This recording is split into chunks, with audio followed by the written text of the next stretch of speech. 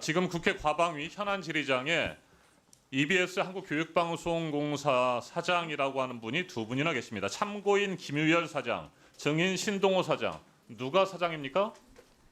방송통신위원회가 선임한 사장은 신동호 사장입니다. 네. 자, 김유열 사장님. 예, 지금 EBS 사장이 누굽니까? 예, 접니다. 네. 자, 신동호 사장님. EBS 사장이 누굽니까?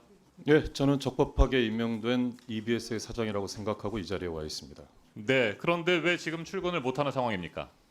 뭐 이미 보도돼서 다 알고 계시겠지만 제 첫 출근 날부터 출근 저지가 있어서 원활한 업무 수행이 좀 쉽지 않았기 때문에 외부에서 업무를 진행했었고요. 이후 가처분 신청이 1심에서 인용이 됐기 때문에 지금 현재는 제가 출근하지 않고 있는 상황입니다. 네. 자, 방금 언급하신 첫 출근 현장의 모습을 영상으로 준비했습니다. 여러분 함께 보시겠습니다. 여기 계실 분이 아니신 것 같습니다. 제가 봤을 때는 여기 입각하신 분이 아닌 것 같습니다. 어디서 인사권이라고 존중받아야 된다고 말했습니까? 대법원에서 이인체제 불법임명이라고 명확하게 말했습니다. 박사님, 또 자의적으로 해석하십니까? 네, 지금 제가 알기로는 현 사장님께서 가처분 넣으신 걸로 알겠습니다. 그때까지 오지 마십시오. 불법 임명을 집에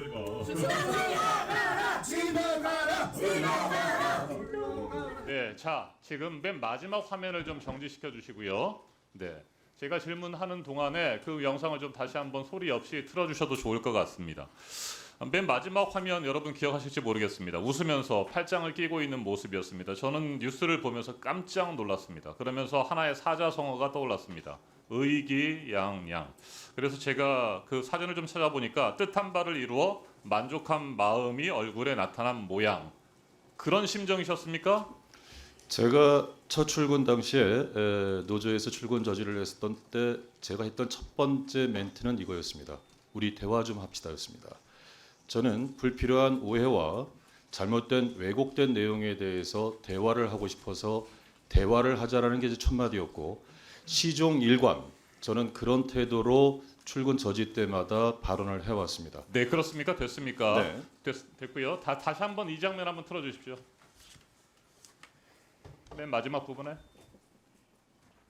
네, 웃으면서 팔짱을 끼고 있는 모습이 그렇게 직원들과 적극적으로 대화를 하려고 하는 그런 마음이었는지 저는 궁금하고요. 제가 이때 화면을 보면서 EBS 직원들이 아무리 떠들고 출근을 방해해도 나는 EBS 사장이다 뭐 이런 심정이 아니었을까라고 생각을 했었습니다. 자, 김유열 사장님. 예, 중대한 위법이 있다면서 신임 사장에 대한 임명 집행정지 가처분 신청과 임명처분 무효 확인 본안 소송을 제기하셨군요. 예. 왜 중대한 위법이 있다고 판단하셨습니까?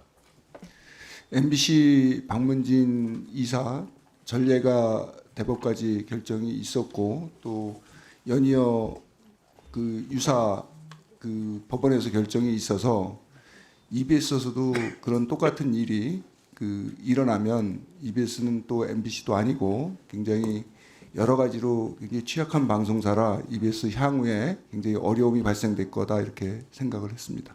네, 자 이진숙 위원장님 사장으로 인정하지 않으시는 김유열 사장께서는 중대한 위법이 있다고 주장을 하셨습니다. 그리고 실제로 4월 7일 법원은 신동호 사장에 대한 임명처분 무효 확인 소송의 집행정지 신청을 받아들였습니다. 그런데 바로 또 항고를 제기하셨군요. 자, 2인 체제 위법성에 대해서 문화방송 대주주인 박문진 이사 등 6명에 대해서도 대법원은 3월 13일에 확정 판결을 내렸습니다. 방통 2인 체제 의결의 문제점을 지적했고 헌법재판소도 방통 2인 체제 위험성에 대해서 계속해서 지적했고 그럼에도 불구하고 이 인사를 밀어붙인 이유가 뭡니까? 방송통신위원회 설치와 운영에 따른 법률에 따르면 13조 2항에서 방송통신위원회는 2인의 요구에 따라서 개의할 수 있고 위원장 단독으로도 개의를 할 수 있습니다. 언급하신 헌법재판소의 판결은 2인 체제에 의한 결정이 있었지만 기각이 됐습니다. 네, 좋습니다. 자, 이진숙 위원장의 얘기를 들어보면 도대체 민주공화국 대한민국의 방송과 통신을 책임지는 사람으로서 헌정 질서와 또 법 질서에 대해서 제대로 된 생각을 가진 분이신가 저는 의문이 들지 않을 수가 없습니다. 도대체 어떻게 대법원, 헌법재판소, 행정법원에서 계속해서 잇따라서 2인 체제 위법성을 지적하는데도 그걸 받아들이지 못하겠다고 억지 주장을 하고 궤변을 펴는지 도저히 이해할 수가 없습니다. 이호찬 위원장님 어떻게 생각하세요?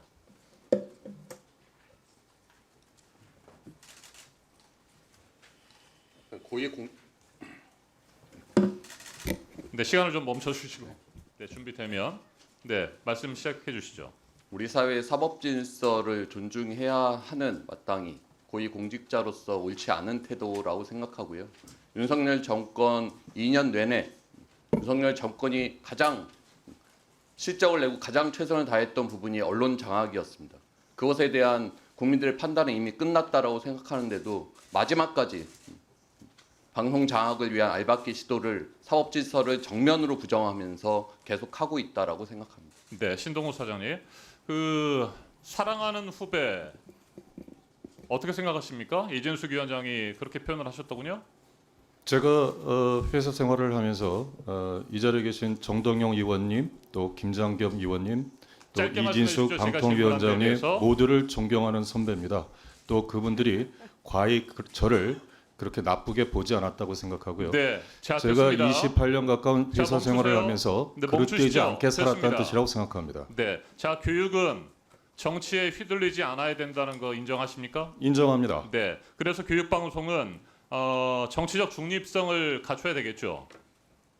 맞는 말씀입니다. 정치적 편향성을 가진 사람이 EBS의 사장을 맡으면 안 될 것 같은데 신동호 사장은 미래한국당 비례대표 면접을 본 적이 있고 미래통합당 21대 총선에서 선대위 대변인을 하셨죠. 네, 정치적 편향성이 있는 인사다라고 하는 비판이 있습니다. 저는 그 부분에 대해서 누차 여러 번 이야기했습니다만 EBS 이사회 이사 재직 시에 이사회 회의록을 보셔도 나옵니다만은 저는 한 개인의 특히 공직에 있는 사람의 정치적 성향은 투표소에서 기표할 때 표현하는 것이라고 이야기했고 어떤 경우에도 진영 논리에 따라서 움직여서는 안 된다라는 것을 이사회에서 수도 없이 강조했고 또 그렇게 진행해 왔습니다. 그렇게 강조하는 게 중요한 것이 아니고 신동호 씨가 그동안 해왔던 여러 가지 행태들이나 언행들을 보면 정치적 편향성이 있다라고 하는 부분들을 지적을 하는 겁니다. 정말 죄송한 말씀입니다만 의원님께서 구체적으로 제 어떤 행태와 언행이 정치 편향적이라고 생각하시는지 저는 오히려 궁금합니다. 자, 이정원 의원님 추가 질의하시고요. 저기 김유열 사장님.